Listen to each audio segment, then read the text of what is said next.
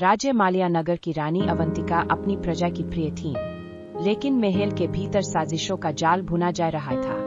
सेनापति धीरज सिंह और महामंत्री रणवीर ने मिलकर राजा अनिरुद्ध की हत्या कर दी और रानी अवंतिका को कैद कर लिया।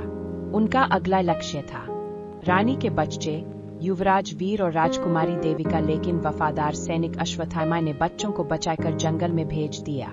रानी अवंतिका को मौत की सजा सुनाई गई, लेकिन क्या वह वास्तव में मर गई थी? 15 साल बीत गए। मलयांगर रणवीर और धीरज के अत्याचारों से त्रस्त था। रणवीर राजा बन बैठा था और धीरज सेनापति। जनता दहशत में जी रही थी।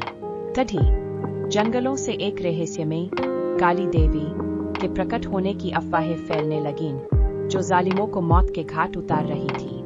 रात के अंधेरे में सेनापति धीरज का बेटा गायब हो गया। फिर महामंत्री रणवीर की पत्नी की लाश महल के कुएं में मिली। रणवीर डर गया। क्या यह कोई भूत था? नहीं, यह भूत नहीं, बल्कि रानी अवंतिका थी। जंगल में उन्होंने वर्षों तक युद्ध कला सी थी, एक गुप्त सेना तैयार की और अपने बच्चों को निपुण योद्धा बनाया। अब समय आ गया था अपनी आखिरी चाल चलने का। युवराज वीर ने खुद को सेनापति बनने के लिए रणवीर की सेना में शामिल किया।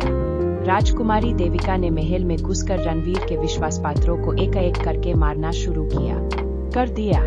धीरज और रणवीर को पता ही नहीं चला कि उनके खिलाफ कौन सा षड्यंत्र रचा जा रहा है।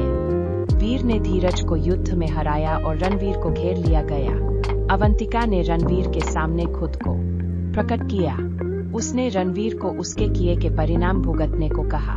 रणवीर ने माफी मांगी, लेकिन अवंतिका ने उसे क्षमा नहीं किया। अंत में रणवीर और धीरज को उनके ही षड्यंत्र का शिकार होना पड़ा और मलयांगर को रानी अवंतिका और उसके बच्चों ने फिर से शासन किया। उनका शासन न्याय और प्रेम पर आधारित था और मलयांगर फिर से खुशहाल हो गया।